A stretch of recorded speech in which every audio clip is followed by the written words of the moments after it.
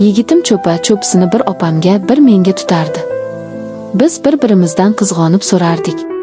Chunki u meni sevgan yigitim bo'lsa, opamni esa. Assalomu alaykum aziz do'stlar. Kanalimizga xush kelibsiz. Sizlar bilan yana birga ekanimdan juda xursandman. Men uni ilk bor ko'rganimda yuragim titrab ketgandi. Har bir qarashi ichimni yonib ketayotgandek his qildirdi. Biz uzoq vaqt davomida sevishib yurdik, yashirincha, faqat ikkovimiz biladigan sirli olamda.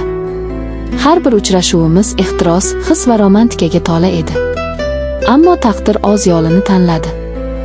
U, mening sevgan yigitim, kutilmaganda opamga uylanish qarorini e'lon qildi. O'sha paytda dunyo boshimga qulagandek bo'ldi. Ko'zimda yosh, yuragimda esa minglab savollar. U meni qattiq quchoqlab, "Seni unutolmayman, yuragimda doim sen bo'lasan", dedi.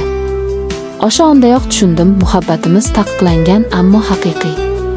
Bizning hikoyamiz hech kim bilmaydigan, faqat qalbimizda yashaydigan ehtirosli sir bo'lib qoladi. Har safar uni ko'rsam, yuragim yana titraydi. U boshqa birovning eri, lekin mening sevganim. Bizning muhabbatimiz taqiqlangan guldek yashirin, ammo juda go'zal. U kun hammasi birdaniga o'zgargan edi. To'y kuni yaqinlashar, u esa meni ko'rganida ko'zlarini yashira olmasdi. Men ham uni ko'rsam, yuragim gupillab urardi. Odamlar ko'p edi, lekin biz bir-birimizga qarashdan to'xtamasdik. Men bilardim, bu muhabbat endi faqat qalbimizda yashaydi. Lekin hislarimni ochira olmasdim. Har safar uning nigohi menga tushganda, ichimda yongan olov yanada kuchayardi. Bir kuni u meni yashirincha uchrashuvga chaqirdi. Shahar chekkasidagi eski bog'da, hech kim kelmaydigan joyda ko'rishdik. Yomg'ir tomchilari yaproqlarga urilib, bizning yuragimizdagi iztirobga hamohang bo'layotgandek edi. U meni quchoqladi, juda qattiq. Go'yo hech qachon qo'yib yubormaslik uchun. "Men seni unutolmayman, sen mening yuragimsan", dedi u pichirlab. O'sha damlarda men o'zimni butun dunyo unutilgandek his qilardim. Faqat biz ikkovimiz, ehtiros va muhabbatimiz bor edi. To'ydan keyin ham bizning muhabbatimiz tugamadi. U opam bilan yashardi, lekin qalbi men bilan edi. Har kecha u menga yozar, hislarini yashira olmasdi. Men ham yozmasam yuragim yorilib ketgudek bo'lardi. Biz yashirincha uchrashardik. Ba'zan tong saharda, ba'zan kechasi oy nurida. Har bir uchrashuv ehtiros, sog'inch va mehrga to'la edi. Uning qo'llaridan chiqqan issiqlik hali hanuz tanamda qolib ketardi. Ammo har gal u ketganda yuragim ikki bo'linardi. Bir tomonda unga bo'lgan cheksiz muhabbat, ikkinchi tomonda esa vijdon azobi. Axir u endi opamning eri edi. Ko'zlarimdan yosh oqardi. O'zimga o'zim savol berardim, nega taqdir shunday? Nega bizning muhabbatimiz erkin bo'la olmaydi? Lekin yurak mantiqni eshitmasdi. U faqat sevgini his qilardi. Vaqt o'tgan sari bizning hikoyamiz yanada chuqurlashdi. Har uchrashuvimiz oxirgi uchrashuvdek qadrli bo'lar edi. Biz bir-birimizga so'z bermasdik, hech qanday va'da qilmasdik, chunki kelajagimiz noaniq edi. Lekin o'sha qisqa lahzalar biz uchun butun hayotga teng edi. Uning lablari mening lablarimda, qo'llari qo'llarimda. Atrofda esa sukut. Faqat yuraklarimizning urishi eshitilardi. Bizning muhabbatimiz yashirin sir, uni hech kim bilmasdi. Lekin u mening butun hayotimni egallab oldi. Ba'zan shunday o'ylardim, balki bir kun kelib u hammasini tashlab faqat meni tanlarmikin. Lekin bu faqat orzu edi, kim go'zal tuyg'u edi. Shaharda sokin tun edi. Derazam oldida o'tirib, oynadan tushayotgan oy nuriga qarab o'ylanardim. Yuragimda esa birgina his bor edi, sog'inch. Telefonim jimjit edi, lekin ichimdan bilardim, u albatta yozadi. Kutilmaganda telefon chirog'i yondi. "Men seni ko'rishni istayman", deb yozibdi u. Shu so'zlarni o'qiboq yuragim tez ura boshladi. Unga qarshi chiqa olmadim, baribir borardim.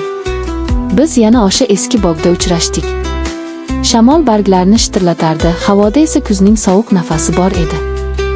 Lekin uning quchog'i meni butun dunyodan himoya qilgandek edi. "Seni ko'rmasam yasholmayman, nega taqdir bizni ajratdi", dedi u titrab. Men esa boshimni uning ko'ksiga qo'ydim. Yurak urishi eshitilib turardi. O'sha urish mening hayotimning eng go'zal musiqasi edi. Biz bir-birimizdan uzoqlasha olmadik. Uning qo'llari yuzimni silardi, lablari esa mening lablarimga tegdi. Atrofda shamol, daraxtlar, tun qorong'usi. Lekin bizning olamimizda faqat muhabbat va ehtiros bor edi. O'sha onlarda vaqt to'xtab qolgandek tuyulardi. Har bir qarashida, har bir quchogida men o'zimni butunlay boshqa dunyoda his qilardim. Bu dunyo faqat bizniki edi. Ammo tong yaqinlashar, u ketishga majbur bo'lardi. Men esa qotib qolar, ko'zlarimdan yosh oqardi. Chunki bilardim, ertaga u yana opamning yonida bo'ladi. Bir kun kelib hammasi o'zgaradi, faqat sabr qil, derdi u meni ovutib. Men esa ichimdan yiglardim, qachon? Qachon biz erkin bo'lamiz? Biz bir-birimizga maktublar yozardik. Yozgan har bir satr yurak qonimizdan yozilgandek edi. Men yozardim, seni sevim, seni unutolmayman, sensiz hayotim xazon.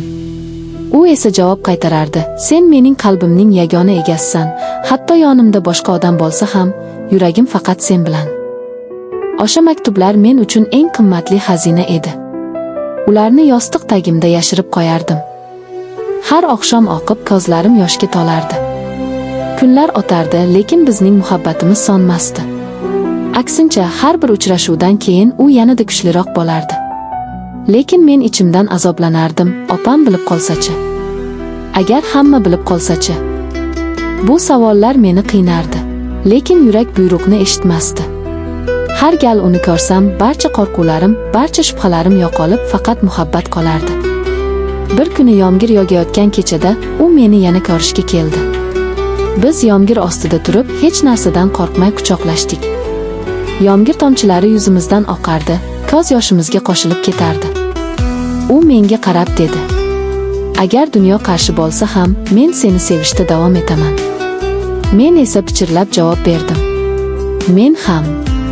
O'sha lahza mening butun hayotimdagi eng katta baxtim edi.